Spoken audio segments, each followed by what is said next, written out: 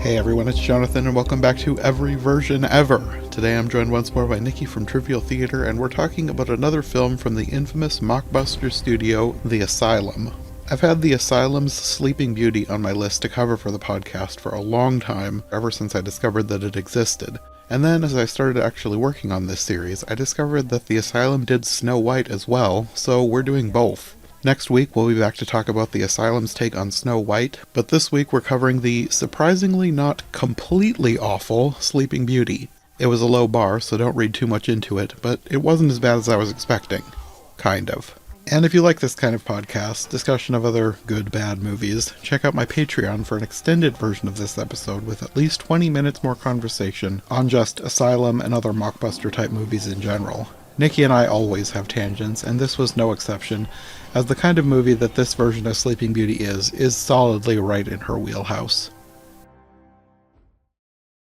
So had you heard about this movie before I mentioned it? So it's kind of funny. It's a bit of a tangent, but keep with me because it does circle back.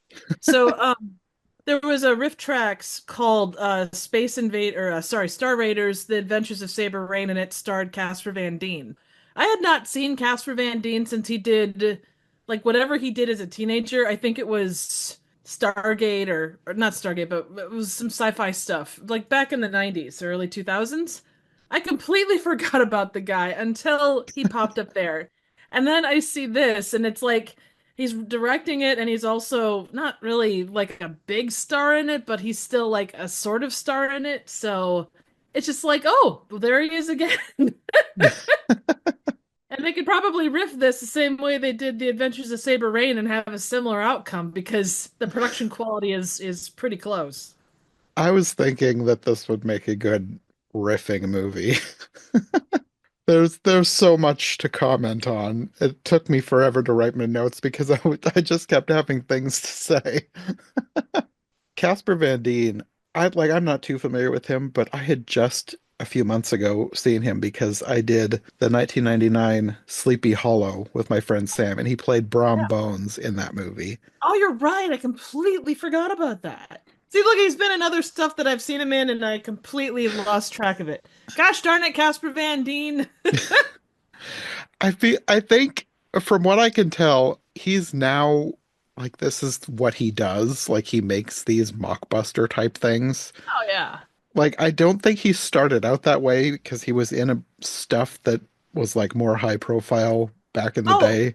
I remember what he was in. He was in Starship Troopers back in like 97 or 98. That's what I knew him from mostly, other than just like smaller TV appearance stuff. But yeah, this is it's funny. A lot of actors that started out big kind of go to these asylum movies, like, and I think to various results. So like you've got Mario Lopez does a lot of like Christian-based movies, so does Kevin Sorbo. Eric Roberts has cameos in like every movie you could possibly imagine. Like the man is on his way to get the record for the most movie credits, and I'm not even kidding about that.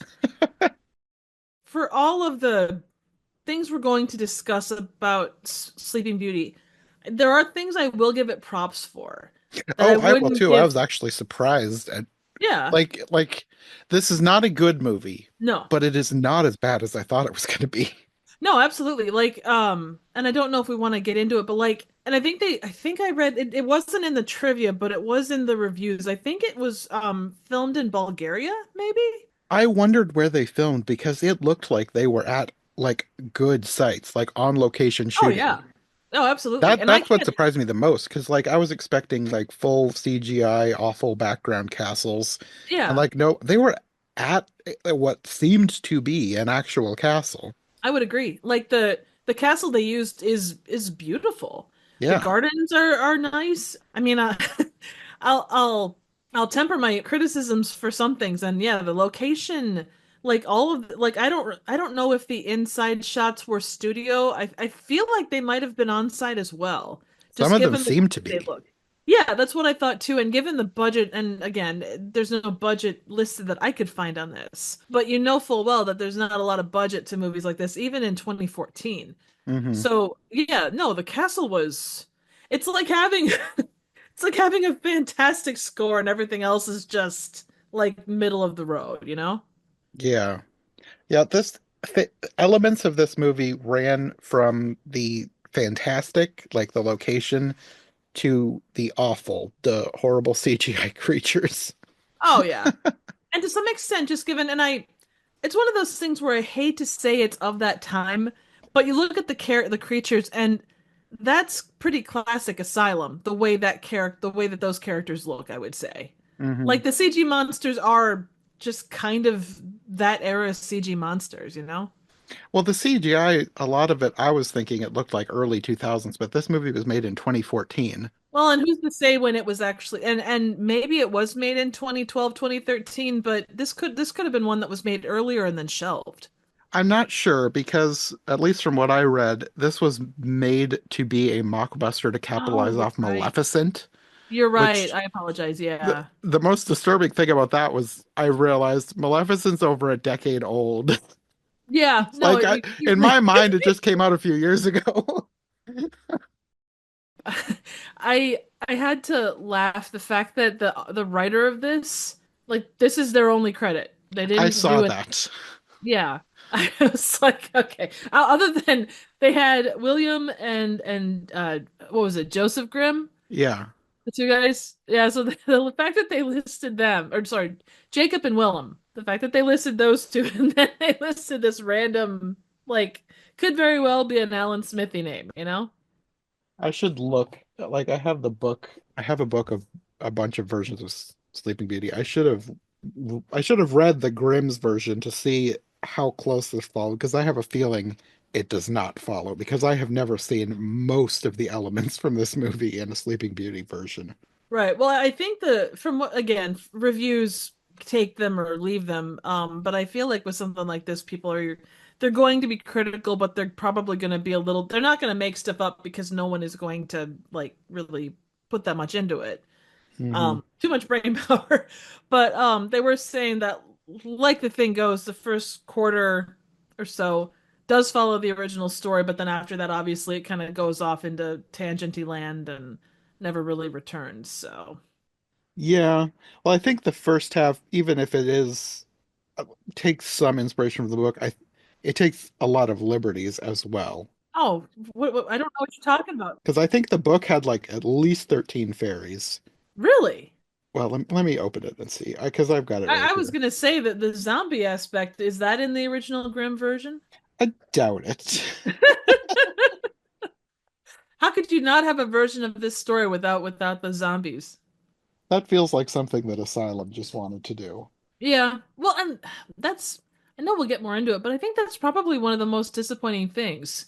You want your version to stand out, and like obviously the focus on the evil like witch or the evil queen was sort of based around Maleficent.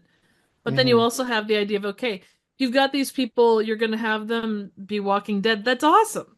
Do something with that because everybody else is asleep, but they're just kind of there in the background occasionally. That was one of the things that I thought that they did.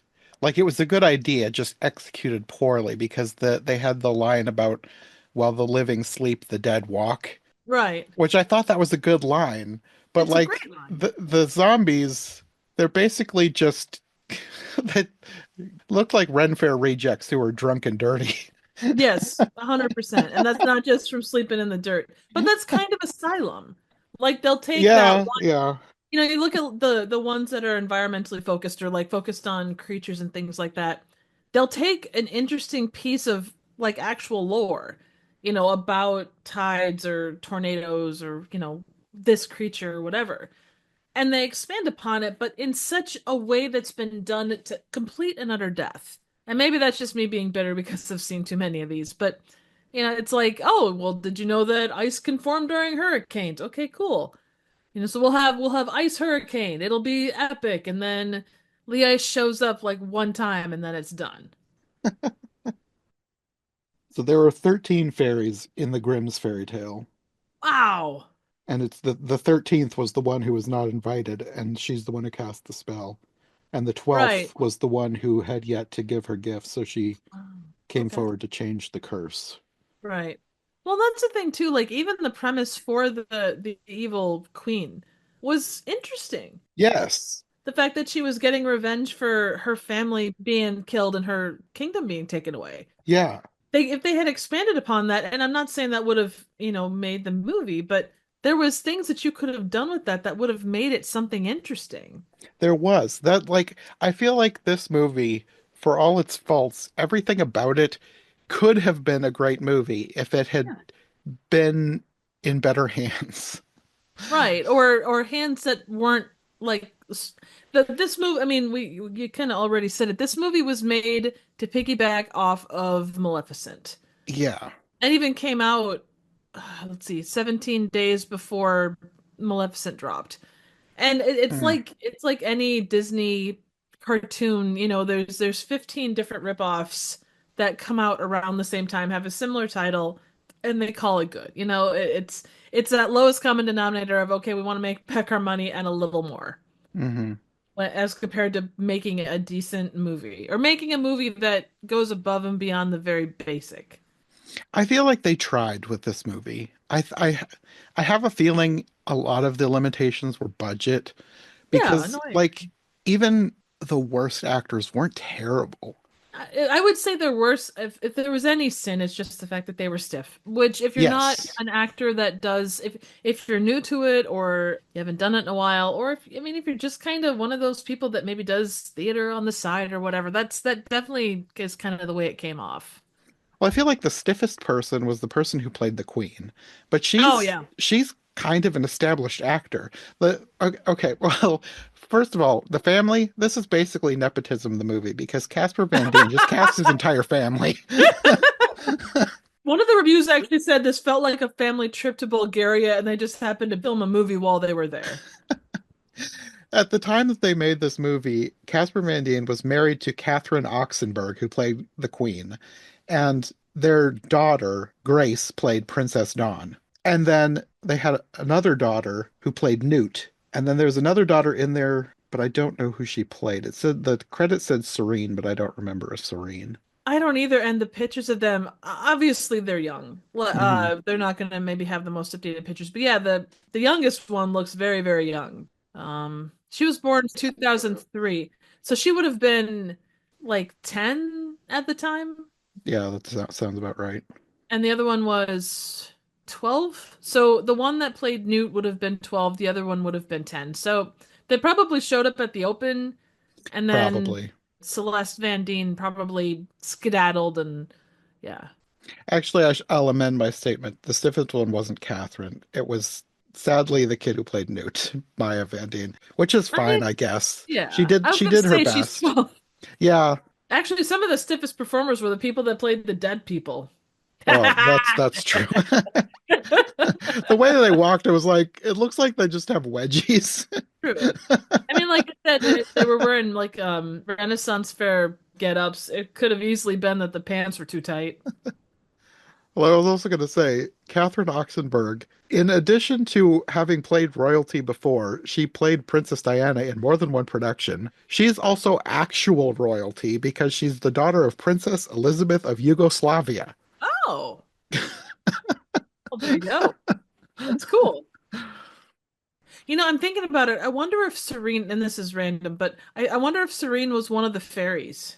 Oh, maybe. There were fairies at the end, like the little Yep. child fairies. That's what I was thinking. That could be it. Because there was one specifically that had a line. I bet that was her. Yeah. I don't know that for sure. I'm just guessing, but I that would would make just sense.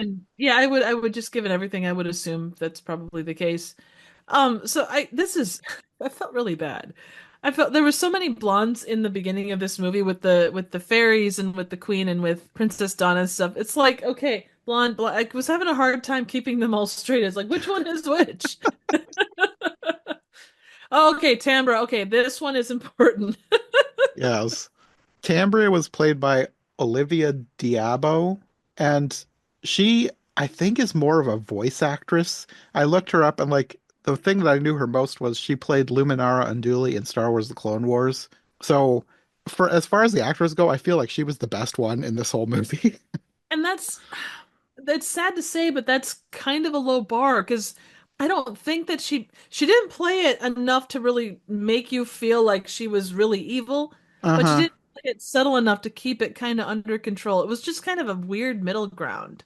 I felt like that with a lot of the people, and I felt like if they'd had a bigger budget and they could have shot longer and done more takes, they could have gotten better line readings out of people. But it almost feels like they just did one or two takes and then just went with whatever sounded best. Right. Well, probably fighting nighttime and everything else. She was in Conan the Barbarian back in the day as well. Okay. Conan the Destroyer, sorry, not Conan the Barbarian, back in '84. So, but yeah, you're right. It is mostly the majority of her stuff is definitely voiceover stuff. And I guess the guy who played Barrow, Finn Jones, is a kind of a big name. He was in one of the Marvel shows from Netflix, Iron Fist, Oh which I've yeah. never seen. Yeah, So, he looked familiar. I was trying to figure it out, and he also did Game of Thrones. So okay. So he's been in stuff. This might have been yeah. one of his first roles, and he wasn't bad either. No, no, he was like he played the role well. He didn't chew the scenery. He was very, very well done. The guy Mhm. that played Prince Jason, I know he was going for kind of scummy evil prince. I don't know. He was okay, but like again, he kind of I don't know. Like he kind of went for the redemption arc there at the end, and it's kind of like Which made no sense. right. And I it's just like okay, you're here, you're doing the thing. What did you think about what was it, Erlin, the magician? The tutor. Yeah. I, I don't know. He was just there and then he was dead, so he didn't Yeah. make much of an impression. Just the fact that by name it was Erlin. It's just like that you could have called him, I Charlie the didn't Man. even think of that. And it was the other thing that again, we'll talk more about it, but the one thing that a lot of the reviews said, and it got me thinking as I was watching it, who is this made for? Like on one side they were talking about how it was more made for kids. I feel like I wrote that several times throughout my notes. Who was this Yeah. made for? Right, it was kind of the same way. And the thing is, with an Asylum movie, it's really hard to tell. I mean, you can look at Maleficent and say pretty much, okay, teenage or adult audience by and large. But yeah, this was just it didn't do enough to be scary, and it wasn't really enough to, be okay for kids. It was like it was a kid's movie that I would have watched growing up, except then they would randomly throw in something super gruesome or adult. Right. So it was just a weird tonal mishmash that didn't work. And I wonder if it was aiming a little bit more for, like, you think kids' movies of the 80s, and I know this is clearly removed from the 80s, but you'd have that, like in the Goonies, you'd have the shot of One-Eyed Willie where it's the skeleton and such. Or, there are those moments that are, like, genuinely scary, but there's a lot more of them in this. It could be, because the only thing that I could think of when I was questioning who this was made for was like, yeah, I guess 80s movies were kind of dark, but I don't know. There was just some things that were in this that just felt like too adult. Yeah. And maybe that's the thing with Asylum, because a lot of Asylum stuff, it's kind of okay, whoever shows up in front of a screen is our preferred audience. Yeah, that's kind of what I wondered. I think I even wrote a note at some point, like, who was this made for? Is it just me, the person who's watching bad movies on purpose? I mean, and that's the thing with this, even at this point for Asylum movies, that very well might have been the thing. Yeah, probably. Like I'm not gonna sit here and say that, something from 2014 isn't like a bad movie from the Asylum, but compared to what you'd get a lot of, and I'm not gonna say every Asylum movie made today is terrible, but the vast majority of them, because they know their audience and because they've kind of honed their skills, they're definitely gonna make something that just, is out there and doing the thing, the worst CGI possible, goofy performances, the whole nine yards. Because even they are fighting, like you talked about, there's so many more, the market is so saturated when it comes to bad movies. And you're Hmm. getting it from so many different places. It's YouTube, it's Vimeo, it's other companies like Asylum, large and small. Small operators, large operators. You get the occasional even big budget studio that pulls out, that kind of movie. So there's a lot more competition in that realm. I think there are three different studios making three different versions of the horror Mickey Mouse movie. Because, Oh like, everybody was talking about Screamboat Willie, but I think I saw at least two other ones with yeah. the basically the same premise. Same with Popeye. I think there's like two or three Popeye horror movies coming. And that's not going to change anytime No, soon. no, Anything definitely that not.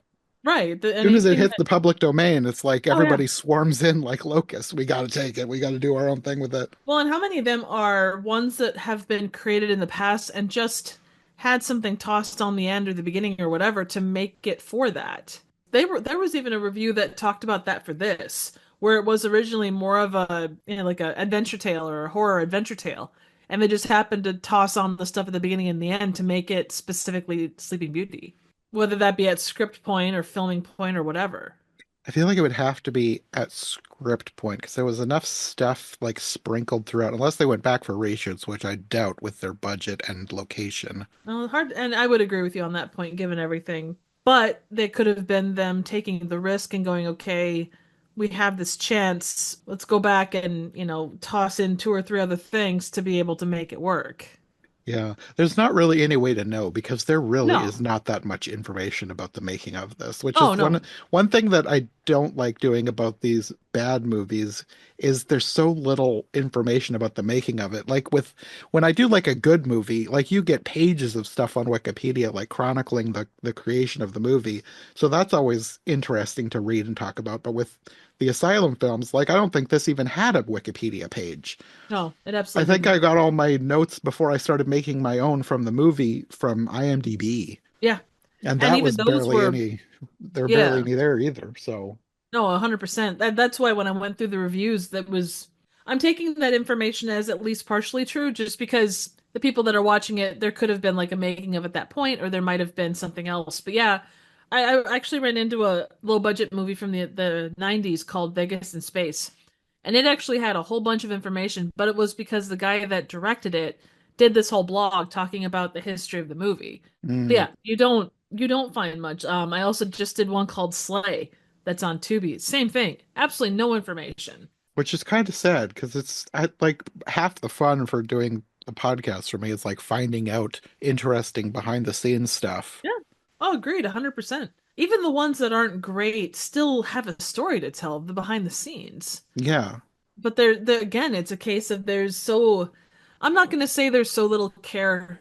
I'm saying that let me say it this way. I'm saying this as a blanket statement. For the majority of stuff that is put out by something like Asylum or the like, it's about short-term revenue and that, if they can go more from there, that's great. Hmm. And there is a loss there too, because there are still people that work behind the scenes on these things. There's still, people and places and things that have passion for these things. It's a starting place for actors. It's not just a paycheck in a lot of cases, but you get the people that are at the top, and that's kind of how they roll. So, I think it's also a case of like the people, when you work on a big budget film, there's probably somebody on staff who is like documenting more, like making sure that you have records of who did what and when. And with this, there probably isn't somebody who's taking that kind of detailed notes. I think we take it for granted that we're just going to get to know all the behind the scenes stuff about movies, but oh, you really don't with some of the low budget stuff. oh yeah, unless there's someone that was because occasionally I'll have someone come into my comment section and they'll say, "Oh, I was such and so in this movie. You talked about this. We actually did that." Short of that, yeah, there's just not as much. One, you don't have. I mean, when you had more physical media, you'd have the behind the scenes documentaries or people telling their history or whatever. But yeah, for your average thing like this, there's no way that they're going to do that. I wonder if there was any behind the scenes for this, because I watched this on Tubi. I wonder if the DVD release back in 2014 had anything. Did it actually have a release like that? I mean, I would assume so, because it was 2014 and that was Well, pre most streaming services. but you're still talking about an Asylum movie, and there were a lot of those that I don't know. See, Sleeping Beauty 2014. There's a DVD on Amazon. Is it that one? Yeah. Oh, It says special features and it says the making of Sleeping Beauty is one of them. So wow, nice. whatever that creature is on the front, that did not show up in the movie. Welcome to the world of low budget movies. The possibilities of things appearing on the cover art that isn't in the movie is pretty normal.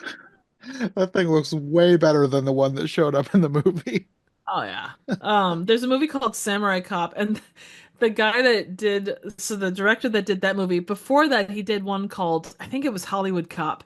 And the front of the original, I think it was either poster art or DVD, had the cop from Hollywood Cop, but not from Samurai Cop.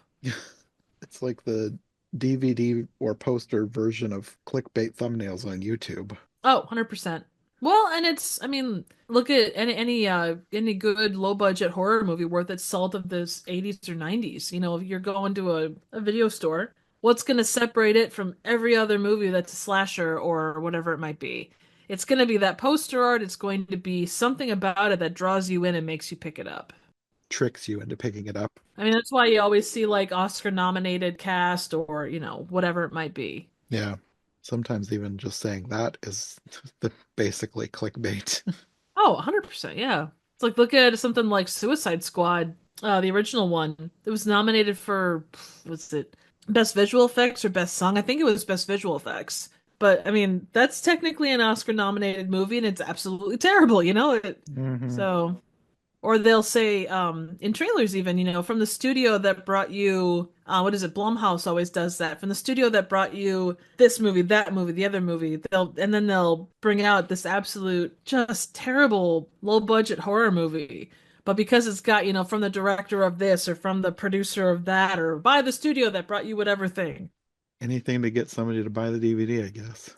Oh yeah. Or to keep your eyes on it to make you click on it. The game doesn't change, just the way it plays the game does. For most of these, I guess I don't care as much. Like, because I'm not paying to go see these in a theater, I kind of don't care. Like, part of the quote unquote fun of these is how bad they are, so it doesn't matter as much to me. 100%. And I mean, that's my go-to as well. I just bring up these points because it is worth mentioning. So, Yeah. I mean, hell, there's a ton of these that I would rank, relatively high for myself. I mean, they're not top 10 by any stretch, but they're fun. If you want a movie to just sit down and, lose your troubles in for an hour and a half or whatever, there's a lot of fun to be had, whether Hmm. it's because it's incredibly bombastic or because what happens on screen is so crazy. I mean, with this one, you could play a game of how many movie mistakes can you find in the first 5 minutes or whatever. Yeah. It'll be interesting to get, like, at some point, I'll probably do some more of the later Asylum films because right now, the only ones that I've done are the ones that I've done with you, so I haven't seen a ton. But I know there's some more recent that I probably will do eventually. I probably won't do them as part of this series, but eventually, when I get into more fairy tales, there's two movies that I saw in the list called Avengers Grimm, which is like the Oh yeah. Avengers, but a bunch of fairy tale characters. It's like the League of Extraordinary Gentlemen, kinda. Probably. Only Avenger based. I'm going to assume that they're not great, but I'm hoping that they're going to be there. I'm hoping they'll surprise me like this did. Yeah. Well, and the thing is, even if it's not good, it can be fun. And that, Yeah. honestly, with a lot of these, that's kind of half the battle. If you can, I'm not going to say turn off your brain because you do need to keep your faculties to some extent because there are things that separate a good bad movie from a bad movie. And it's Hmm. important for everybody to kind of look at that and go, okay, where am I? Is it a nonsense plot? There are things where you set your boundaries as what is good, bad, and what is bad. Yeah. But yes, Sleeping Beauty. We should also mention too that there's a narrator for this, Michael York, Yeah, that was crazy. which like the name didn't ring a bell right away, but then I looked him up and I was like, oh, he's been in a lot of stuff that I've seen. Like he's a prolific voice actor. So he was like in Batman the animated series, Superman the animated series, Star Wars the Clone Wars. So many things that I either grew up with or have watched semi recently. Like he is a voice in. Absolutely. And I like most things, like there is talent amongst this crew. Yeah. So, At the beginning, we have the king and queen. They have the baby, which at this point, my expectations were like super low. They had a lot of kind of cheesy dialogue. They're talking like, oh, it's going to look really silly if we haven't thought of a name for her by the time we have to make the announcement. And then the king, in response to that, says, the kingdom will rise like the dawn for her. Like that is a nonsensical statement that does not follow what she just said. And then the queen's like, perfect, that's what she shall be named. With no excitement whatsoever. no. And he's like, finally, an heir for my kingdom. And the great thing with that is too. Just they were probably having like a massive fight between, something super traditional and something like way out of left field, and they could have come up with the name like Rainbow and they would have been good to go. So I mean, but the names in this, that's not even something too far-fetched for this movie. no, I mean we have Erlin in this. Well, I'm thinking of like, well, there's a baby at the end named Day, which is based on a joke from earlier in the movie, which is that was bizarre. But then the Yeah. the evil queen, Tambria, I was like, that sounds like the name of a high school bully from like a 2004 Disney Channel original movie. Either that or one of the counties in England. Maybe Tambria is based on something, but just hearing that name, I was like, that sounds like a mean girl from high school. You know what happened? They took half of the mom's name and half of the dad's name and put it together. I don't. This has made kind of made me laugh, but it was kind of stupid. You have the fairies come in and start giving the gifts, which they have three fairies in this version. I think probably they're basing that off of Disney's Sleeping Beauty. Agreed. And they give the gifts, and then the way that they did this, like I feel like this had potential, but it seemed so bizarre because you have they start giving the gifts, and then Tambria appears like in a puff of smoke. As two soldiers slowly spin around with their swords aimed in her general direction. Yeah, there was some odd use of slow motion in this, I felt like. And then they do the whole "why wasn't I invited" thing. And then you get the backstory of she's like the queen of a neighboring kingdom that they allowed her to live on the edge of their country or something, which they like seed bits of this backstory through the whole thing, which is an interesting twist. And I like that they added something to her character that way. Agreed. And I again, I know that that's the thing is I feel like you said, this is kind of based off of, trying to feed off of Maleficent. So the focus was a little bit more on the evil queen, Hmm. but they didn't give you anything, or they didn't really give you enough to really feel sorry for her until maybe the last like fourth of the movie. And even then, it's too little too late. Yeah, 100%. Yeah, that's what I'm saying. And again, you're still going to say, well, you still, completely destroyed this kingdom and, Hmm. made a poor girl spend her entire life to that point inside. Yeah. But then, of course, she does the classic gift in quotation marks, prick your finger on a spinning wheel and die at your 16th birthday. And then the queen dramatically picks up the baby and says, "You evil, putrid soul," with no life in the performance. That cracked me up so much. Just the deadline delivery of "you evil, putrid soul." Well, the lines should have been enough for you to understand and really, so have it hit her in her heart. And honestly, like, and I know the reasons why, but what princess in the history of princesses actually worked on a spindle or the spinning wheel, you I know? I don't know. That does seem like something that the royalty would outsource to the commoners. You would think, but whatever works. But then, of course, the good fairies jump in here, and the one announces that she's amending the curse so that the princess and everyone in the kingdom will just sleep until a prince breaks the spell with true love's kiss. But she does this right in front of Tambria. So she's not going to stand for this. And she basically says, well, yeah, if everyone's asleep, I'm taking over the kingdom. And so then the other fairies come in and they have to amend this. And they're like, well, now the whole kingdom's going to be overgrown and forgotten. And you'll be alone and forgotten. And then she just vaporizes them all. I mean, it's a way to kind of stop the conversation, it, without it point, is, because and it you're going to worked. be amending it until the end of time at that point. And Dawn Just will have been grown and had kids of her own before they got done with it. And it'll get petty, like, you're gonna have a wart on the end of your nose. It's gonna look like the state of Rhode Island. Really? Well, you're gonna have a mole in your lower back that will be always considered to be weird, and kids will look at it and laugh. How dare you? I loved the escalation until she's just like poof, they're gone. That is pretty good. And then one soldier behind them is like, kill her. And then he just poses dramatically with his sword until she like magically knocks him over. And then she disappears in a puff of smoke, and we cut to 15 years later, which, like, it's on her 16th birthday, so I think the math is a little off because it says 15 years later, but it's supposed to be, it should say 16, if you ask me, but whatever. They're rounding up. Yeah. I mean, technically, if we go by what's coming next, it was 15 years later at the point that we're at, really.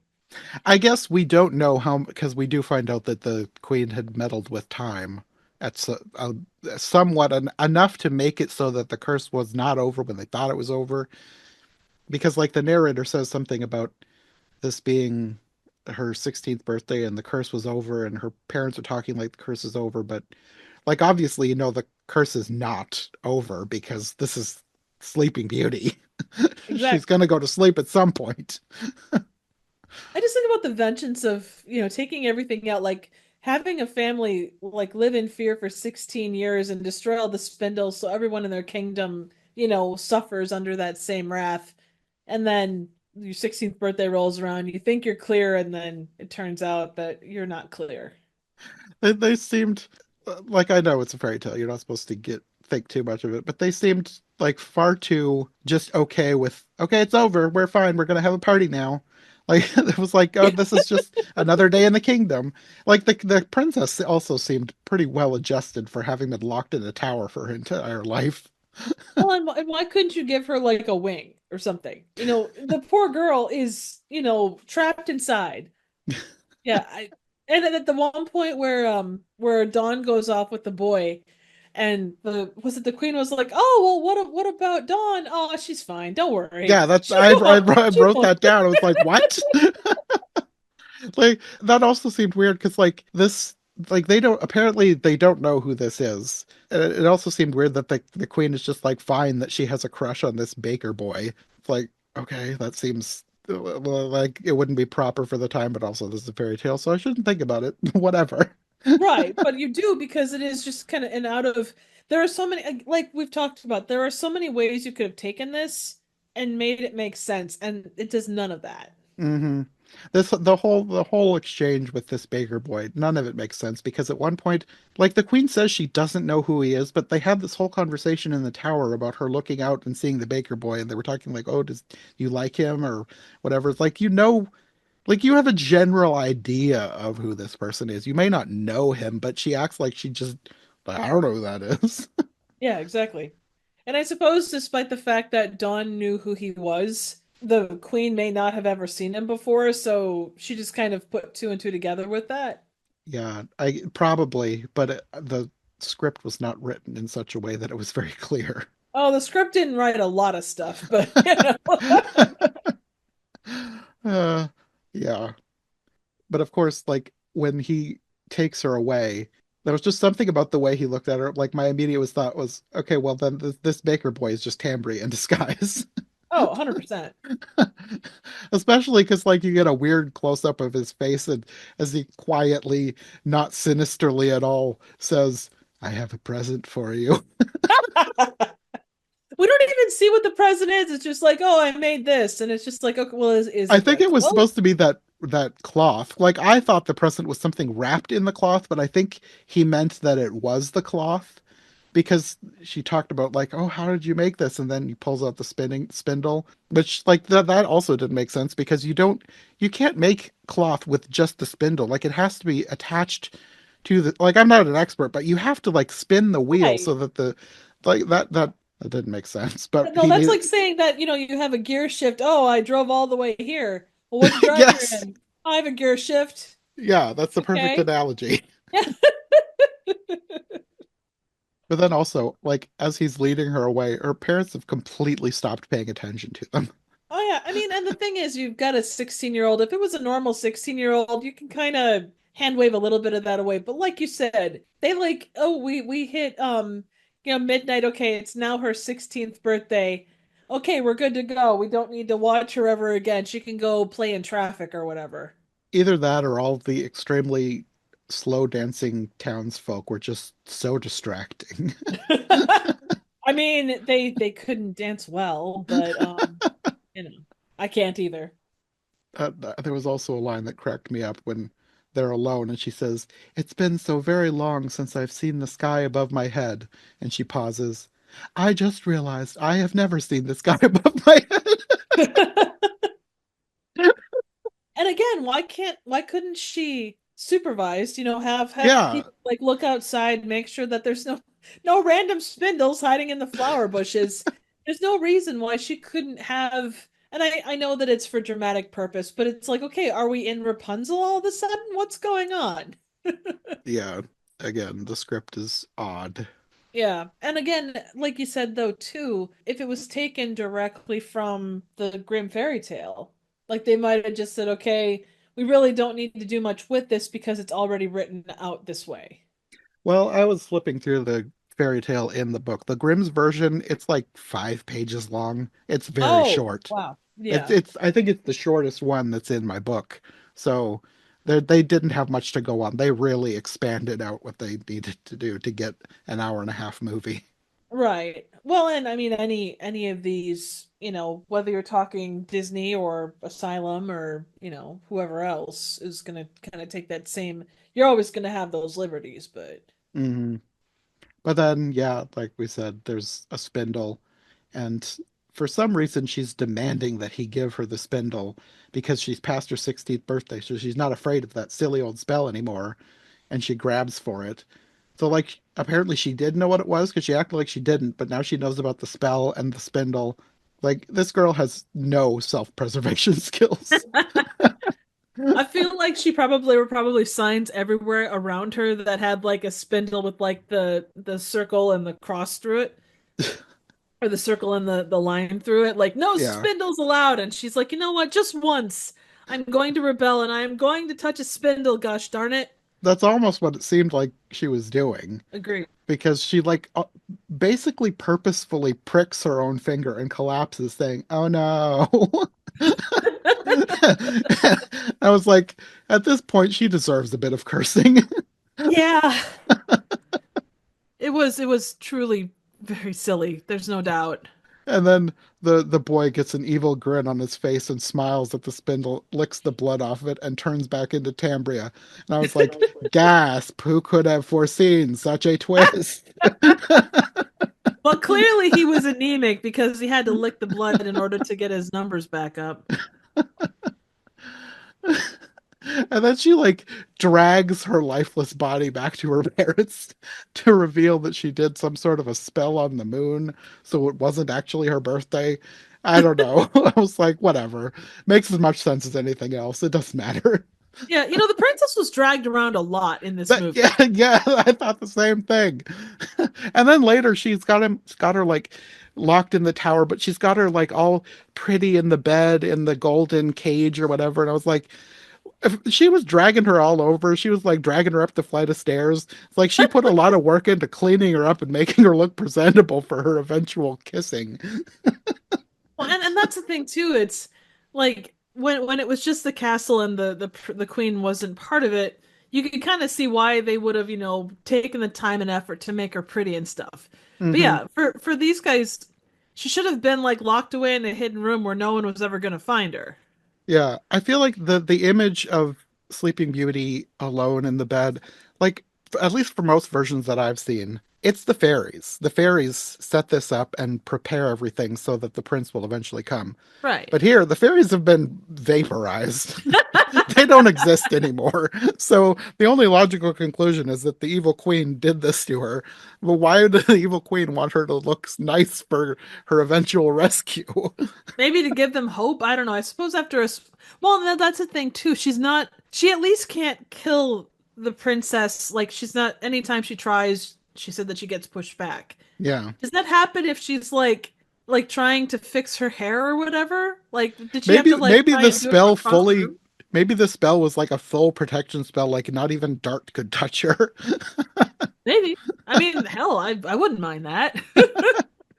I mean, and that, as for any other explanation, that makes the most sense. So we'll just go with that. Okay, I like it. So it's basically tied as a magic spell. Sure. Okay, I like it. So the spell is set. we get that now we flash forward, we get a title card that says 100 years later in the kingdom of Lipscomb. Like that is a weird name for a kingdom, but whatever. It's something. There's no doubt there. And so we meet the quote unquote Prince Charming, who is apparently some kind of spoiled brat whose dad hates him and orders him to be whipped. But he's the prince, so instead of him getting the whipping, he has a whipping boy to take his place. And like, there's debate on whether a whipping boy was actually a thing, but if there was such a thing as an actual whipping boy, the situation in this movie is not what a whipping boy was. Like if whipping boys were a real thing, it was more of a situation where there was another boy raised alongside the prince to be like his best friend, so that like it is an actual punishment if the prince misbehaves. He has to watch his friend get whipped, and so it's like an emotional damage instead of a physical damage on the prince. But this is just some seemingly random poor guy that he just drags in off the street every time he needs to get whipped. So like if what we never meet the king, so does the king think that this is the punishment, or is the king just like sadistically beating somebody for no reason that will actually help his son improve and become a better person? I'm assuming the latter, honestly. Yeah, I don't know. And for all of those questions, like they're good questions, but I think the general thought is with anything, okay, the king of this of any kingdom other than the one that we're trying to go to is probably a rude or nasty or, downright malicious person Hmm. that, isn't doesn't have any redeeming qualities. Yeah, which you're setting up with this Prince Charming anyway, because he's not Prince Charming. Like right away, you can already tell that this Barrow, who's the whipping boy, is going to be the actual true love's kiss. But like, you don't like you know that there's going to be some twist coming because obviously there's like the fairy said something about a prince. It has to be a prince. So it's like, are they trying to do like a prince and pauper situation? And they're going to dramatically reveal that he was the true prince all along and this other guy was a pretender to the throne. And like, you do have something like that later, but they do it in such a strange way. They do very much. I just assumed that he was probably a prince that something happened to. He had amnesia and he, his twin brother killed their parents and ran away and other, soap opera based timelines. It was odd. Very But most of strange. this, most of the movie was odd, but all this stuff with the introductions to these characters was just odd because you like this was like one of the first points where I was like, who is this for? Because when the scene where he's getting whipped, it was like it went on for an uncomfortably long time. Like it Yeah. felt like somebody was kind of into seeing this, and I was like, who did this? I just kind of assumed that with a lot of these movies because they need to meet, I think it's an 80 minutes is a That is feature also a film. possibility, I guess. Yeah. Because a lot of times, like, and it's more so, it does tend to be Asylum, but if you want to talk about the extreme lengths that people will go to, like their opening credit sequence will be 4 to 8 minutes long. Your credits Hmm. will be spread out, and anything that they can possibly thank will be put in there too. And, you're talking 20-minute credits on an hour 20 movie, and it gets crazy quick, but. Yeah, there probably was some padding in this movie. There was some stuff that could have Oh, been there cut was for a lot time. of padding in this movie. The next scene after this is also strange because after his whipping, they let him go and he goes and he forages for a bird's nest full of tiny eggs for breakfast. It's like these are probably quail eggs, but the way that like he climbs up a tree to get them, so they're not actually quail eggs. They're like implying that he's just eating a random songbird's eggs because he's so poor. I mean, in theory, you look at the price of eggs right now, it's not that far removed from the actual truth.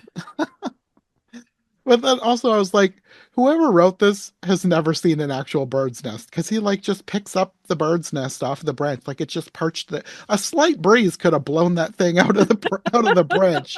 When a bird makes a nest, they glue it down with a bunch of mud. Yes. but not in the Asylum world. Uh, it was just stuff like that just made me laugh because it was so dumb. And then while he's cooking his pathetically tiny eggs, he notices a bunch of little notes in the bird's nest, and he unrolls them and finds clues to the princess, which makes a map. And who wrote these? Like, I think it's implied later that the princess wrote them, but like, how would she have written them? When would she have written them? Why would she have written them? She wrote I them in her don't get sleep. it. She sleepwalks, you know? One of the many mysteries that I just don't understand. Oh, would it have been the would it have been her little sister who lived there? Well, that wasn't her sister, Newt? literally. Like in reality, in the real world, it was her Oh, sister. right, But right, right. She just happened to be one that got stuck. yeah, I don't know. yeah, I don't know. There's so many plot holes. Yeah. Maybe she was sleep writing and, her Prince Charming across time and space. When the I time was right, the messages went out. I don't know. I suppose Hearken to whatever. me, O Prince Charming of mine. Here is a map to find me, although the palace may be in disrepair when you arrive. I mean, you're not even really exaggerating. That's basically what it said. Oh, no, I know. I will give them credit with the actual palace. And I know a lot of it is just like the filters and filming things from a certain perspective. But they did do an okay job of making it look a little bit more grown over and such Yeah. on the outside. No, I have no complaints about locations. They did a good job with locations. Yeah. But yeah, he finds these notes, and this old guy comes by. I guess he's the prince's tutor because the prince shows up and they all are making fun of his map for some reason. And then he demands that his tutor read to him. And I'm like, this guy is in his 20s. If he can't read, this tutor sucks at his job. Well, they wanted Merlin, but they ended up with Erlin, and therein is the issue. There's so many bizarre choices in this movie. Oh, yeah. No, I would agree. Yeah, choices were made, but good choices were not made. And I feel like they keep changing what the spell is because the tutor is like telling them the backstory of the princess in the castle, and he adds that the prince who breaks the spell will get the whole kingdom. And I'm like, the fairy didn't say that before she got exploded. So who made up this part of the spell and why does it count? Well, and it might have been a case too where the legend grew with time I suppose, and but it was assumed. yeah, I guess it doesn't need to have magic to have that part of the thing be a thing that happens. That could just be something like everybody remembers the legend. Like, oh yeah, I guess he gets to be the prince now. Yeah. I mean, he's already the prince, so he's just getting to be a prince of more stuff.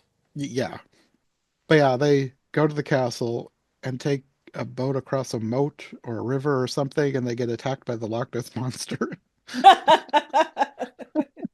As you do. So is that the same monster that attacks them inside, or is that a different one? It's a different one because this one looks Okay. like the classic Loch Ness monster with the flippers and everything. The one inside, I don't know what the one inside is because it wasn't a dragon. I thought first it was a gargoyle, but it's more lizard-like than a Like, I have no idea what it is. It's just a monster. Yeah. Somebody drew a monster and was like, "Yep, make that into CGI. We'll do that." Most generic looking monster ever. Perfect. Yeah. Uh, I, I like cool monsters. That one was not a cool monster. It was a No. dumb-looking monster. And that's the thing too. The way that they go about those are never really, they're not known for their creativity. Sadly, no. I was looking like when I heard that there was going to be monsters in this, I was kind of looking forward to the monsters. Like as much as this movie surprised me in being better than I thought in some ways, that was a bit of a disappointment because they did not do enough with monsters. Because like they No. did have a lot of zombies, but I'm not a zombie person. I like creatures.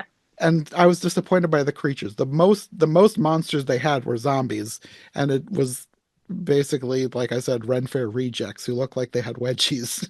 Yeah. Well, and the way they went about their zombies are a lot easier to pull off than what you would try to do with the dragon or any kind of cool creature. Yeah, the zombies were the place where you could tell that they had they made the most use out of their budget because they didn't have to do CGI and they didn't do much for makeup. They basically smeared some dirt on their faces or had them wear a weird mask. Yeah. There was no attempt to make it look like they were decaying in any way.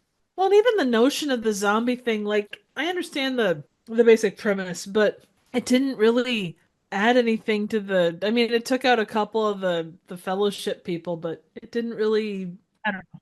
The the everything that happened with the zombies could have been done by the monsters. I think the Yeah. zombies I almost think that the zombies were added as filler. Like, because they spent a lot of time with the zombies. Like, the zombies would come and then they'd leave, and then they'd come and then they'd leave. Every time they'd come, they'd kill off another person. Yeah. I almost feel like they padded for time using the zombies. Oh, they totally did. And the other thing with that too is, if you're gonna animate something, you have to render it, you have to do all of that Yes. stuff. Whereas if you've got, six people in makeup and you kind of flip them around as to, these two are in front and then those two are in front, and you can reuse that a lot easier and you can do it Hmm. all in camera as compared to having to go through all the extra. Yeah. For a budgetary perspective, it makes a lot of sense to do these zombies. Oh yeah, yeah, absolutely. I mean, that's the same reason with old movies you wouldn't, and well, that and to build suspense around the thing, but you would only ever see like the shadow of the monster, or it didn't make an appearance until the last 5 minutes of the movie or whatever. So Hmm.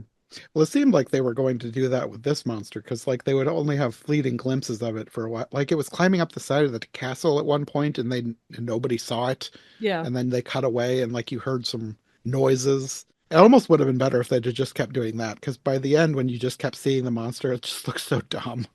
Oh, it wasn't good. And then, they did the whole like, regeneration thing. It's like, okay, we're really doing this. Okay, cool, I Yeah, guess. But which didn't even make sense the way they did the regeneration thing. But we'll no, get because there it because I was, have thoughts. well, I can't wait to hear your thoughts. I'm sure our thoughts will mirror, but yeah, Probably. yeah.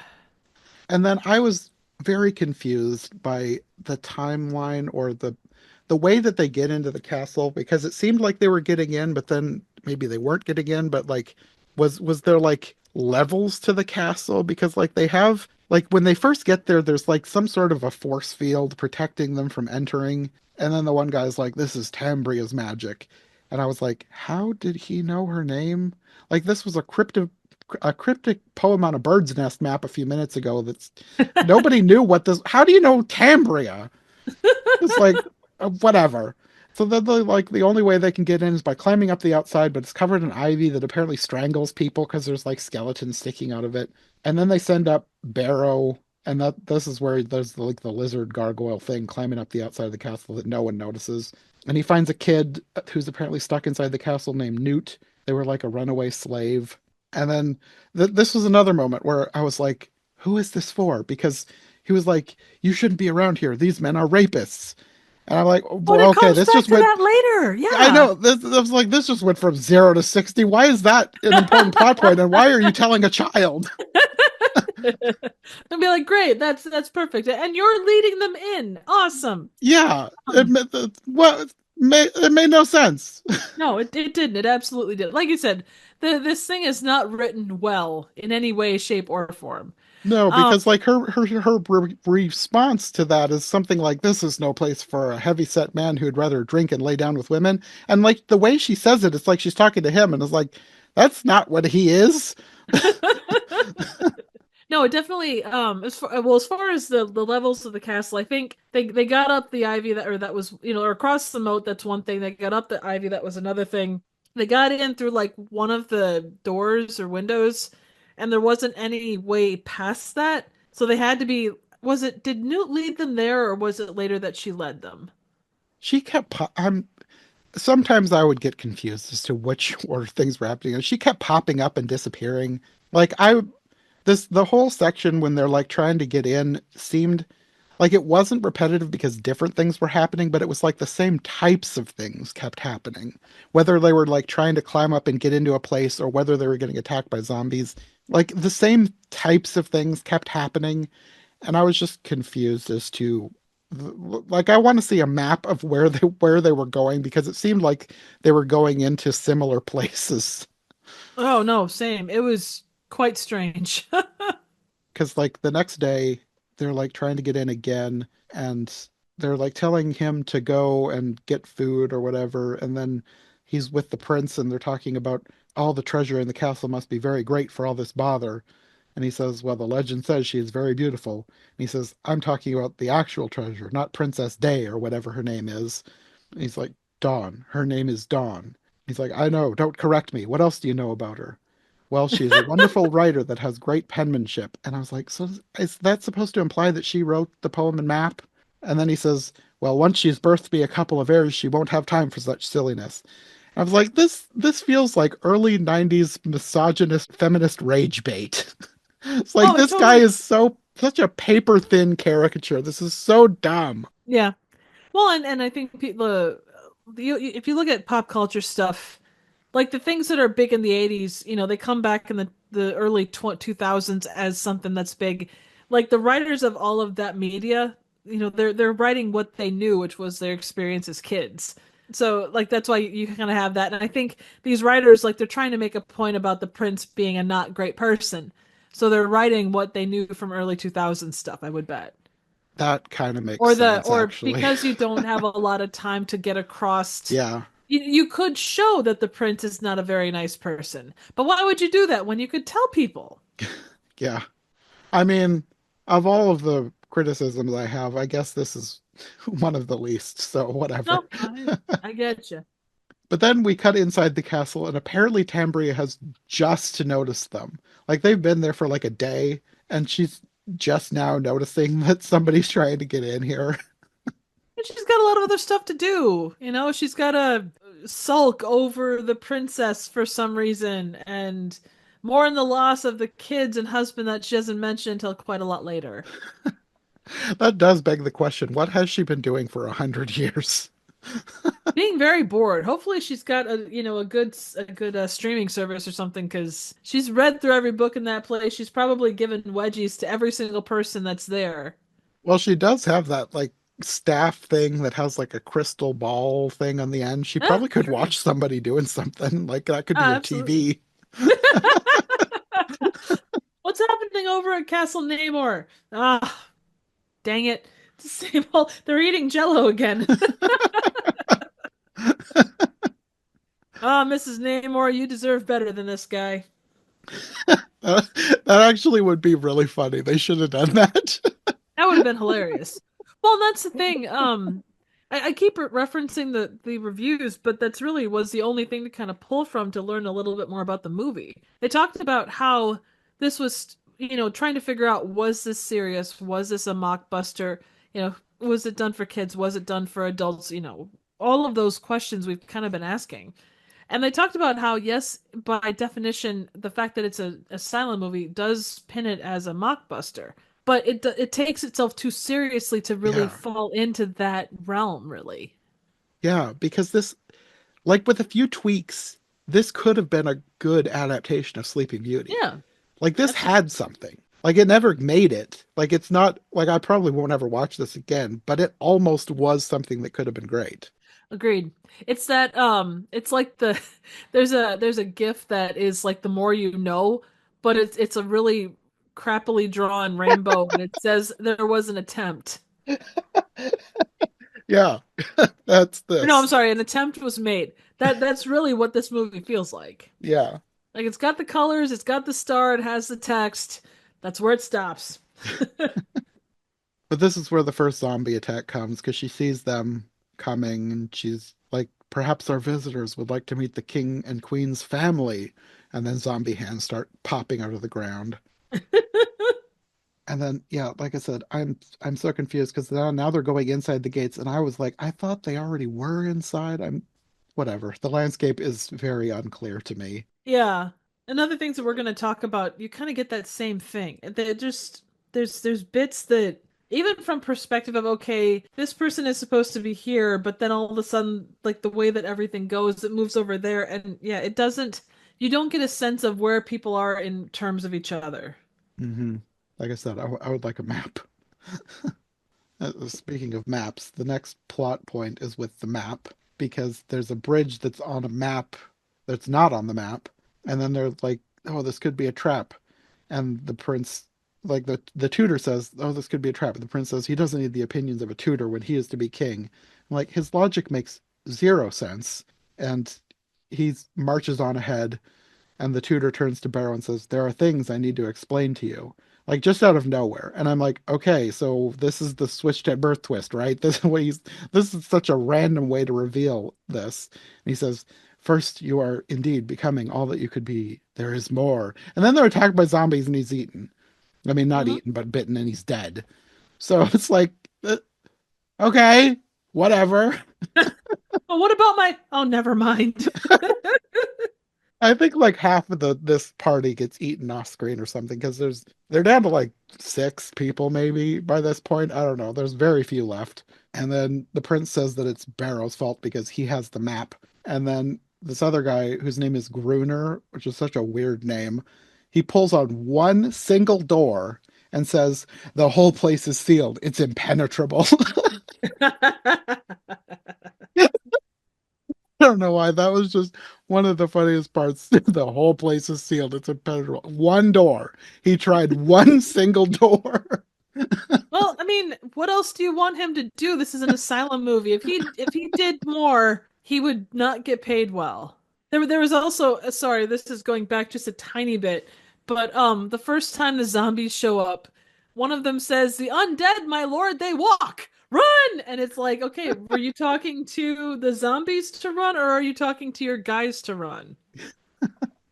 Who knows? True. And then there's it feels like a bunch of filler stuff for like for time because you've got a whole scene with Barrow being hung out a window as a distraction so the others can escape. And then he sees Newt again. She tells him how to get in. And then they're attacked by the zombies again. It's like the most PG rated zombie fight I've ever seen. Like That's I'm every not one fight in for this movie. like I am not one for blood and gore, but I was like this is kind of pathetic. Yeah. It's like everything happens off screen. Like you get like, and then by the end, it like takes a weird left turn, and like now they want blood and gore. But like, what? Why did you make it seem like it was a kids movie for half the movie? Aside from the weird, way too adult references, why is whatever? It Yeah. doesn't No, matter. I understand. Same, it's the same boat. It's a conundrum. And I think we're gonna keep coming back to that because there is that question, you know. I mean, Star Wars movies at their heart are made for kids. Hmm. For the most part, you know, with exception of maybe the last couple, but yeah, what does this sit? Who is this for? It's not, like we said, it's not gory enough to be something that would be considered horror, which I feel like is where it's aiming. Like It being felt its like they asylum. wanted it to be a horror movie, especially by the end. But like for the most part, this was not a horror movie. No. And the thing is, if you wanted to do the walking or the zombie thing, there are ways to do that without being gory, you know, just having them, you know, kind of continue after you throughout the entire time and you do see someone, you know, screaming off camera, you can get that make that work for a, you know, a teen audience or whatever. Hmm. But yeah, it doesn't follow, it doesn't do anything. Yeah. The only thing in this that was even remotely I don't even want to call it exciting, but like it's like out of nowhere Barrow does like a slow motion jump through the air to chop off a zombie's head. And I was like, where was this energy for the past however long we've been watching this movie? They blew their load on that one shot. Apparently. Yes. And then, like, through all of this, you have Tambria watching and talking to Dawn, who she's got locked in a golden cage in a bed or something. She says something about that they were killing her pets, the zombies. So now she has to send something stronger. And I think at this point, we're down to like 5 people. Everybody else has died off screen. Right. So they get inside and find a bunch of sleeping people. And this is like the weirdest scene. You have a scene where 2 guys start fighting over a lady and like pulling up her dress. And I was like, what is this? It's like for most of the movie, like it kind of feels like a Yeah. family-ish film that maybe something that you would have watched in the 90s, relatively bloodless, no bad language. But then you have these weird scenes like the whipping scene or like the mention of a like to the child that these Right. men are rapists, and now it seems like they're going to prove it on screen. It's like, who is this for? Oh yeah, and even the move or the motions that they're doing with that person, it Yeah, it doesn't the whole bit just it does put you off because it's like you say, it comes back to the okay, what is this? Yeah, Who is this for? What does this do? Like we already know just by nature of like the leader. These guys are all pretty not great individuals, with exception of Gunnar or not Gunnar. What's his name? Gruner. Bruner. Like with exception of him, they're all pretty not great people. So you don't need to bring up that aspect in order to prove your point. Even with Gruner, I could not tell whether he was supposed to be a good guy or bad guy because it was like he was in on everything with the prince and everything, but then it was like, well, is he just doing it because he has to, like I feel because like he he would was be in doing it because trouble he if he was. didn't? I kind of got that he had to do it. And again, maybe I'm mistaken, but like he seemed to like of all of the people, and I guess maybe like the movie, it's kind of a low bar. Like that level of okay, he's got a good heart is, kind of hidden away by everything else. And the further he gets away from the prince and everything else, he kind of sees that, oh, at one point I was a decent individual. Barrow is a decent guy. Hmm. Maybe I need to work harder for that. Maybe. I don't I don't know. know. Well, that's a far out there concept. I can't say one way or the other. So, I think, like many things that we talk about, we're putting more thought into it than the people who wrote the oh, that's script. not even. We put more thought and talking about the movie into the however long we've been talking to this point, Yeah. past whatever hour and a half or whatever, than they did, I would say, in their whole scripting process. Hmm.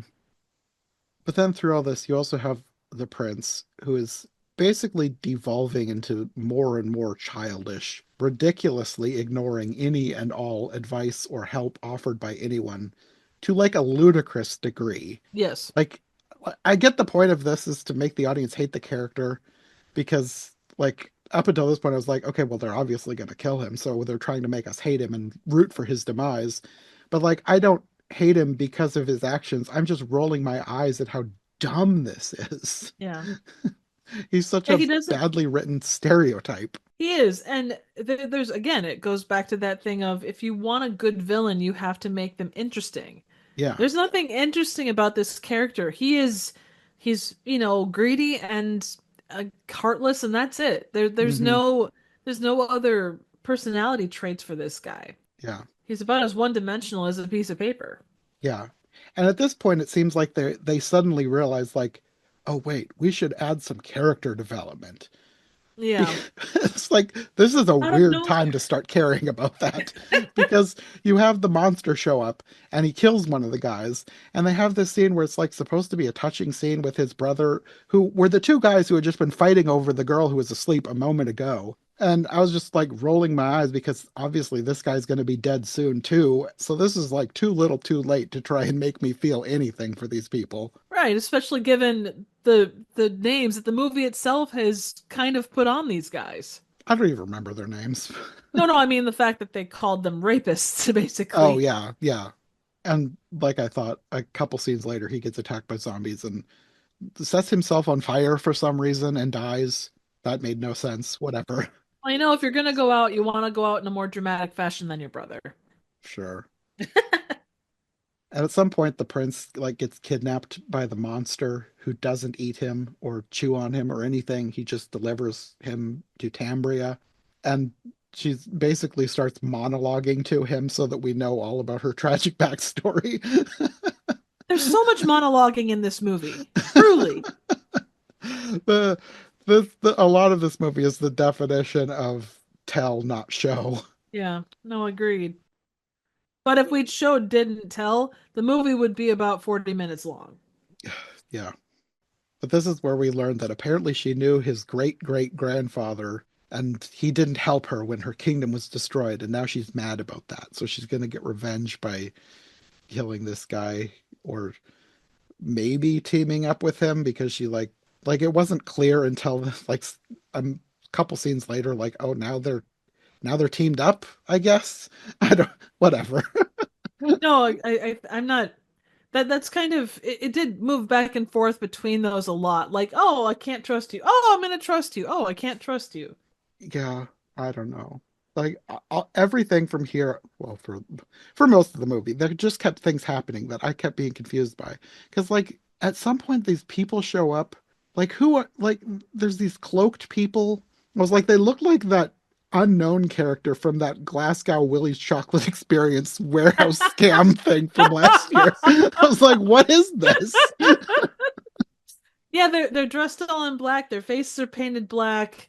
They're just Did they like explain that? I was so confused. Like, who are these no, they people? did, but they're kind of like if you look at like the Emperor from Star Wars, they seemed like they were kind of like the royal guard types. I They can't fight suppose worth anything. Like they don't really. They just kind of stand there and they sort of look imposing, but they don't really do anything. they were just kind of there. Like they didn't Yeah. do. I was very confused when they started being in scenes, and I was like, wait, did I miss something? Anyways, they get the last two people either alive and not teamed up with the queen are Barrow and Gruner, and now they're tied up, and Cambria and the prince are going to go kill the princess. So they leave them alone for some reason. And Newt shows up and frees them. And I'm like, how does this kid literally know everything about this castle, how to get around, and the queen does not know that she's there? That makes no sense. The queen has this magical security camera orb thing. It's like, how does she not know that there's been a kid living in her castle for years, long enough that the kid knows everything about her? And I was just, what is this? I did also want to mention, and I think we're kind of there. Have we talked about the sword fight between Jason and Barrow?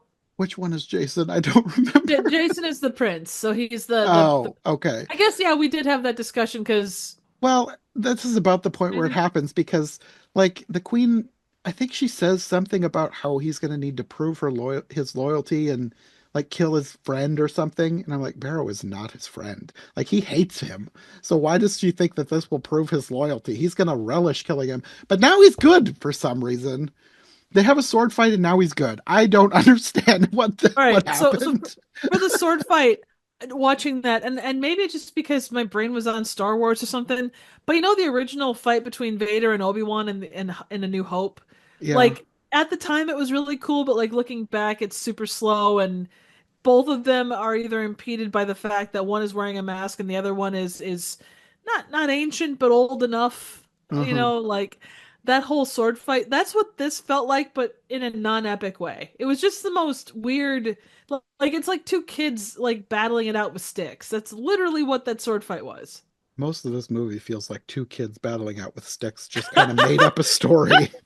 You know what it is? It's like the kid that's got the two action figures and he's making them fight. Almost. Yeah. So many things just kind of happen.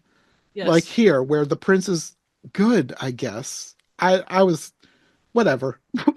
Whatever, moving on. No, yeah, no, That's how I 100%. felt for most of this. Something would happen, I'd be like, what? Whatever. I'm like 3 hours into this thing making my notes. I am not rewinding to see if I missed something. I probably didn't. They just made something happen. Yes. When in doubt, just wing it. Yeah, pretty much.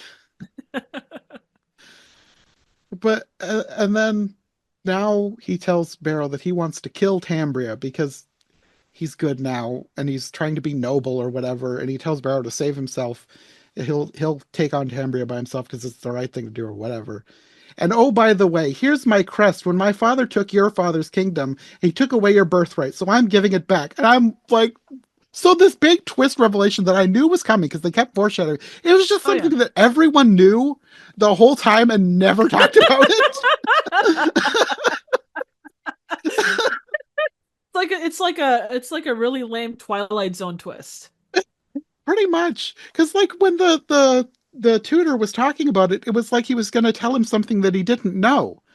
And I'm like, but apparently he did know. So why was the tutor acting like it was this big secret that he needs to know? He's got something secret to tell him. What? That does kind of give the idea that there were reshoots because it was so disjointed in that respect. Yeah, it's bizarre, bizarre. And then Very. again, I'm like, whatever, whatever. Moving on. If you ever feel the need to scream, it's okay. You are amongst friends. This is a safe space to scream. My screaming was just me going, what? Whatever. Like, I feel like I literally wrote that in my notes, like every other paragraph. What? I could see Whatever. it. I could see it. So then the prince goes upstairs and acts like he's still on Tambria's side, and she gives him a sword to kill the princess and tells him like she tried years and years, but the fairy's curse prevented her, so somebody else has to kill her. I'm like, why does the fairy's curse only protect her from her? Like, I don't know why she thinks somebody else is gonna be successful in stabbing past the fairy magic. Well, why couldn't the guards in black try stabbing the queen or the princess? That also would have been a thing that would have made sense for her to Yeah. ask. Or, you set up like a Rube Goldberg machine and then, it ends up stabbing her through the face or something. Like, whoops, it wasn't me. That would have been an ending right there. Like the prince gets there, it sets off the Rube Goldberg machine, and then it kills the princess. Everybody wakes up, but the princess dies. I mean, it would have made me go, what? Whatever, just like most of Yeah. the rest of the movie, so sure. But it would have been fun. We would have had something interesting. I'm not advocating for the princess's death, but God bless it. I'm with you though. Oh my goodness. So the prince goes in and acts like he's going to stab the princess, but then he kisses her instead, and then Tambry is like laughing at him because only a prince with a pure heart can save her. It's obviously that he's not a pure heart. Right. And the time it takes, like the padding on this last I guess what you'd call the climax of the movie, the time that it takes for anyone to react to anything, Oh, I like he know. kind of looks at her and then he looks at the princess and then slowly he kind of goes in for a kiss. It's like, okay, it Oh, well, there's wasn't subtle. so many of Yeah. the monster fights felt like that too. Like it was just like they stood there and waited to die. Oh yeah. Well, and the way that I think it was Gruner, the way that he goes out, I'm just like, what Yeah, that too. why are you standing there? Do something. Uh-huh. He's gonna rip your face off. You know? Literally. Oh man. Like it was noticeable other places. Maybe it was just because this was supposed to be the big epic, climax of the movie. But oh my God. Ah! Yeah, Tambria stabs the prince, so he's dead, finally. Thank goodness for now. And then she tells whoever the unknown thing is to bring her the bald one. She wants to play with his head. And at that point, I thought Gruner was dead. Like, he disappeared a long time ago. He did. Very much It's like, where did he go? I don't know. But now he's dead because she just pulls off his head. yes. What? And the build up to that too was just like, oh, you're standing there. You're still standing there. It was like I'm he going just to pull let off him. your head now. Yeah, his reactions made no sense. No, they didn't. And I know that he wasn't a great character, but he was a little bit more morally complex than a lot of them. He got a Hmm. much worse death than any of the ones that really deserved bad deaths. That is true. I didn't even think about that, but you're right. The prince is the one who deserved to be Right. messily beheaded. He just got a quick stab and he's dead. Right. And the fact that Gruner, like, he's carrying the princess so clearly that I was like, oh, they made a smart decision. The queen can't stab him while he's holding the princess. But then he puts the princess down and proceeds to lose his head. It was so Oh dumb. my God. It was like he wanted to die. I mean, maybe at that point in the movie he'd had enough. He's like, I can't. This movie. Well, it's only going to get more confusing because at this point, Newt has led Barrow to the bedroom and he threatens the queen. So she just reanimates everyone who had just died to come attack him, including the most recent monster, Right. not including Gruner for some reason. Like, why is Well, he not his affected by head the had spell? been taken, like his head and spinal cord had been severed from his body. I know, but the monster's arm grew back, so why couldn't his head grow back? Plot convenience. We'll say And also, because why movie. did the monster fully heal, but the prince and the rapey twins are still all bloody? Because she really likes the monster and she's not real keen on the prince and the Raby brothers. Uh, okay, whatever. It does not I don't matter. know. Well, and if they came back to life, why didn't everybody else? Like, why didn't all the zombies out in the yard or, any of the other people that died? I think some of them did because like there's a brief moment where the tutor is back, but then he's died dead again later. Right. But Like that's the thing it didn't too. make sense. Yeah, no, because they all of them got brought back. Then they were promptly killed again and Yeah, still dead. like when at this point, like Newt saves the princess at this point. Like that was one thing that I thought was clever, having Newt drag the princess to safety.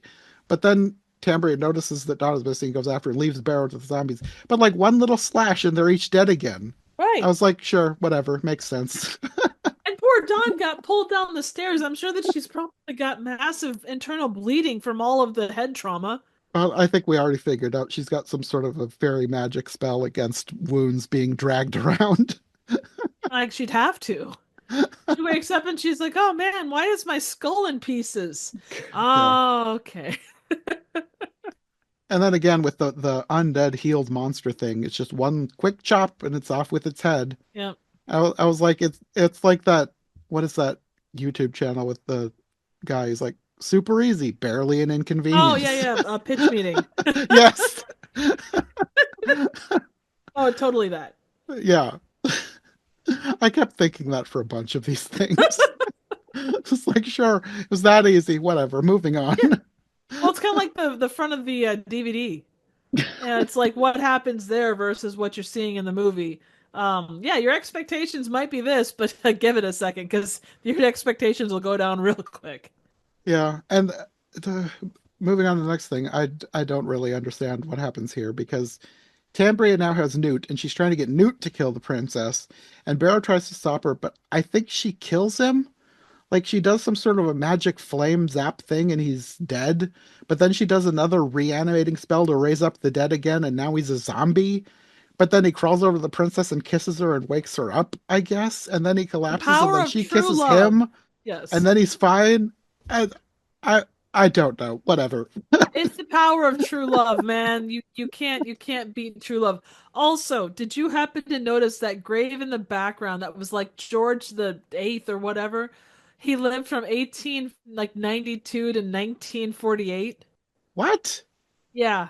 Let me pull it up for you because it I got looking and it's like what's going on here? I guess that makes sense if they're filming on location and this is an actual graveyard. I didn't even think about the possibility that they're filming in an actual graveyard. I don't think they were though. Like I don't think that the thing looked that realistic. Okay, if they aren't filming in an actual graveyard, then is that supposed to be like an Easter egg? Like, haha, this date is wrong. And if It so, would why is that a fun Easter egg? That's I just feel like dumb. it has to be something like that. I don't know the actual timeline. I would assume at the most sleep this is like 1400s and it's probably before that. Right. Like these don't look like real tombstones to me. Mostly because they'd have to dig them like they had to dig like people had to dig themselves out. That is true. Now I'm wondering if maybe they just bought them from some sort of a generic prop warehouse. They would have had to do something. Because, like, why would they go through all the trouble to make these tombstones and then put such a weird time on them? Like, that makes no sense for the story. Right, and I can't tell with this one. It looks like the dates are kind of wonky too. It's either 1800 something to 1800 something or maybe 1300 something to 1300 something. But yeah, this one back here is all kinds of screwed up. And it appears in so many shots. Like it's in the background of all of these shots. I bet it was a generic prop warehouse thing. They just bought a bunch of fake tombstones and set them up and didn't bother to pay attention to what they looked like or said. Right. No, that Because, makes sense. like, I didn't notice, so I I feel like most people who are going to watch this aren't going to be poring over the background for details No, no way. because I was too busy being confused by whatever was happening with Barrow. At the very beginning there was a wagon that had like a weird like ice cream container on the back of it, despite the fact it was supposed to be whatever the 14th century or whatever. That sounds like a mistake. Yeah, and or it could have just been a case of okay, we're gonna try to cover this up. There's also tire tracks. I mean, I guess it's probably such a brief shot that you most people wouldn't know. I didn't notice, Oh but no, that is 100%. still kind of a hilarious oversight. Yeah, no, I agree. It's yeah. And again, it's such a small thing, but it's just like, okay. Anyway, I guess everyone's fine now. Like she's alive, he's alive. He's not a zombie, I guess. I really don't know what they were going for, but whatever. Moving on. Yeah. And then they like argue with Tambria, and Dawn banishes her, and then she screams that this is her kingdom, and he just stabs her and walks away. I was like, what a baffling resolution to all of this. Yeah, there's not a lot of sense to be had. It felt like there was a lot of ideas, but just absolutely no thought to how to make it all work. Uh-huh. But the baffling doesn't end because we cut to No. a year later. The curse is broken, everybody's awake. There's a weird scene where Dawn almost touches the spindle on purpose again, but I guess she thinks better of it and throws it away. Why Like, didn't she like toss it someplace where it couldn't do any harm?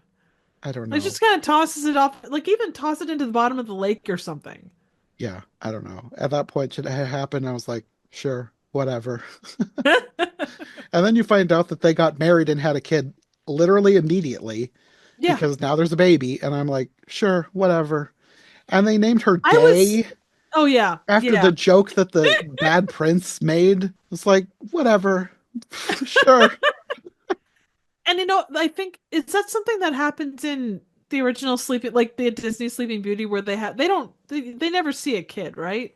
No, because the at the end she wakes up, they come down the stairs and they start dancing. Like Right. it's Okay. when the curse is lifted, that's basically the end. You don't Right. Right. Right. They I don't was get trying to married think on of other screen.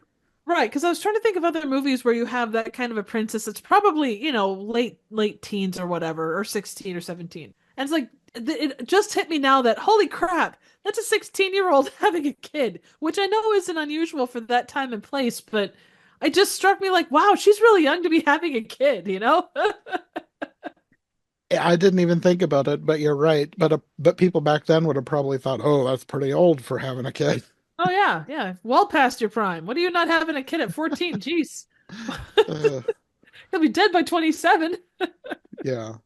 But even then, we're still not done because another evil fairy shows up to curse this baby too, Yes. and then it ends on a cliffhanger. Sequel. I don't think there was. They just ended it No. on a cliffhanger for no reason. Well, it's an Asylum movie, so there's always the chance, even if it's not a great movie. Okay, sure, whatever.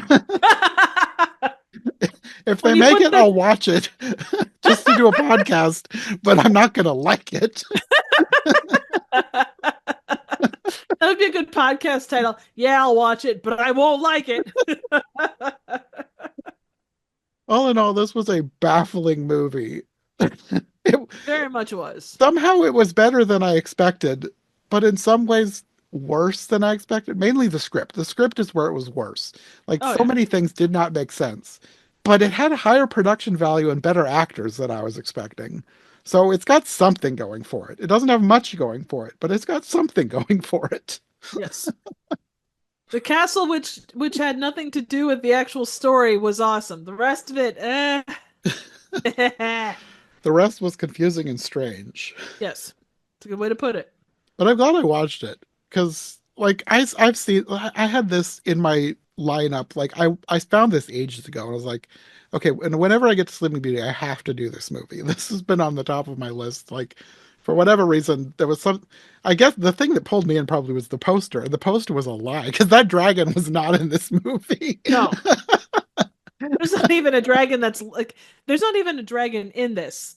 Like dragon-esque, dragon-like. There was like a There sea was nothing that monster there and like some sort of a gargoyle lizard. I don't know what it right. was, but there was no Nothing actual breathed dragon. fire. Nothing. Was had a long tail. It was all just like yeah. None of it was what it was supposed to be. Whatever. It doesn't matter. We tried. I don't care that much. I'm still glad I watched it because now I can Right. say I've watched it. I know it's a you can mark it off your bucket list and hopefully go on to something more like, going to some place you've always wanted to go. Sure. That that would be a sad bucket list if it was consisting of bad movies I wanted to watch. I mean, it could be part of your bucket list. There's no problem there. It's just if that's all your bucket list is, then yeah. I suppose. Anyway, I guess we're done with this movie. Yes. Thank goodness. We will be back soon though, because we're going to be talking about another Asylum fairy tale This time, Snow White, which that one was a more recent find. I think I found it because I was looking up where I could watch this, and I was like, wait, what is this? There's a Snow White one too? Okay, we got to do that. And it actually came out 2 years earlier. Yeah. So I get probably next time we will be talking about Grimm's Snow White. So I guess until we get to that movie, do you want to let people know where they can find you if they'd like more from you? Well, if you like Sleeping Beauty, but want it in worse forms than this, you can come over and check out my channel here on YouTube. It's Trivial Theater. I don't do fairy tales, but I do quite a wide variety of random movies you would find in the same category as the Asylum movies. So stop by and say hi. Okay. Well, I guess we'll see you next time for Grimm's Snow White.